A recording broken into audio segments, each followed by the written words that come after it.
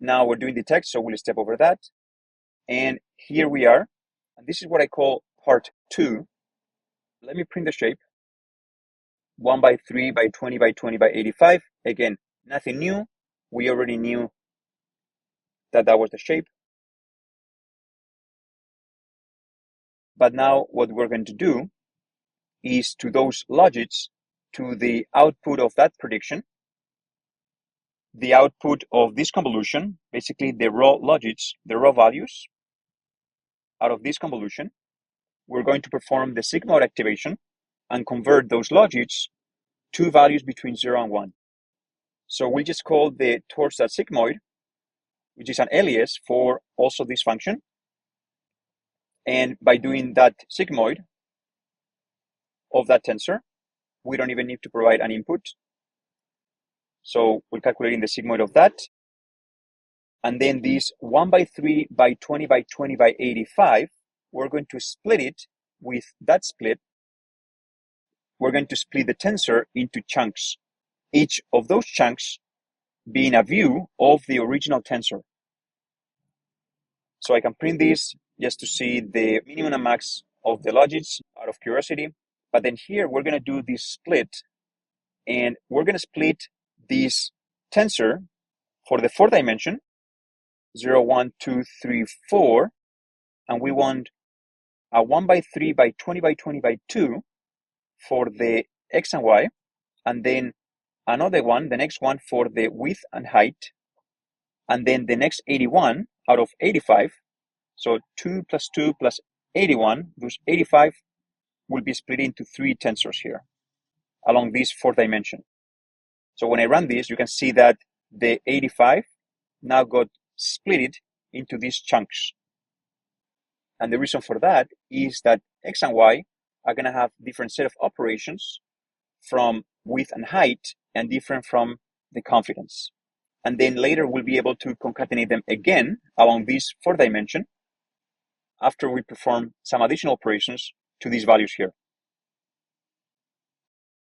By the way, I like this diagram here, and I got it from this side here, from Thailand Lee.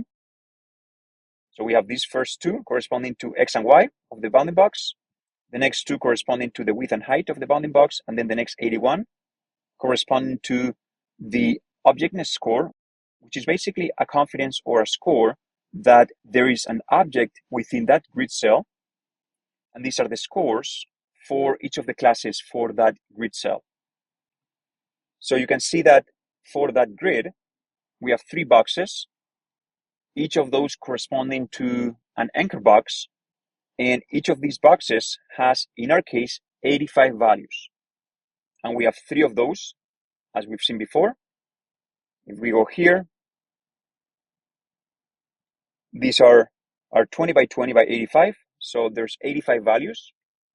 And we have 3 of those. So for anchor 1, the first 2 values will respond to x and y, width and height, and then 81 for the remaining ones, for the confidence.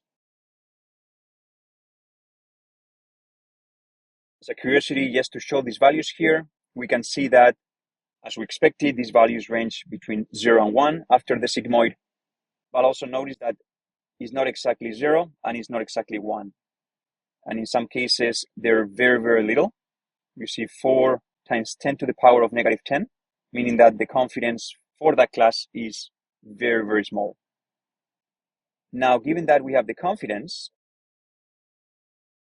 right here of these 81 values, but we know that out of those 81, the first value is the objectness score. If we want to know how many cells have a confidence score greater than 0.5, and the reason for 0.5 is because here in detect is the confidence threshold that I included here, meaning that I'm not interested in detections that have a confidence threshold less than 0.5, only greater than 0.5. If I run this is what we obtain, and these are the new dimensions because we've extracted one value out of this. So this is the new dimension of the new tensor, and the ones that are above confidence will be true, and the ones under that confidence will be false. So if I were to print this, this is what it will look like. Most of them are false, but some of them are going to be true. So in order to extract those true values, we can call the tors.nonzero. And basically, we're going to return a tensor containing the indices of the values that are non-zero, or the values that are true in this case. So if I run this, these are the values that we obtain corresponding to the anchor 0, 1, and 2. And these are the coordinates, height, and width of those grid cells. So in the case of anchor 0, we have 3 grid cells that have a confidence greater than 0.5. And this is actually fun to visualize with the feature maps. So let me open this feature map here. So if we go here and open the feature map coming out of stage 23, which does not correspond to the output of this convolution, but to the output of this C3 module, the value should be somehow similar as well, because this input is being used for the prediction. So if we look at that feature map and we zoom in on this one, for example, here at the bottom, which seems to have more contrast, you can see that we have a 20 by 20 grid. I'm going to get a little bit ahead of myself because this will be handled in the non-max suppression later, but I do want to use this opportunity to see it here before we move any further, because that is going to allow us to build some intuition around the X and Y coordinates and the width and height, and how are those calculated. So we already know that all of these grid cells have an objectness confidence greater than 0.5, but we want to know also which one has the highest confidence for our class 2 for the car.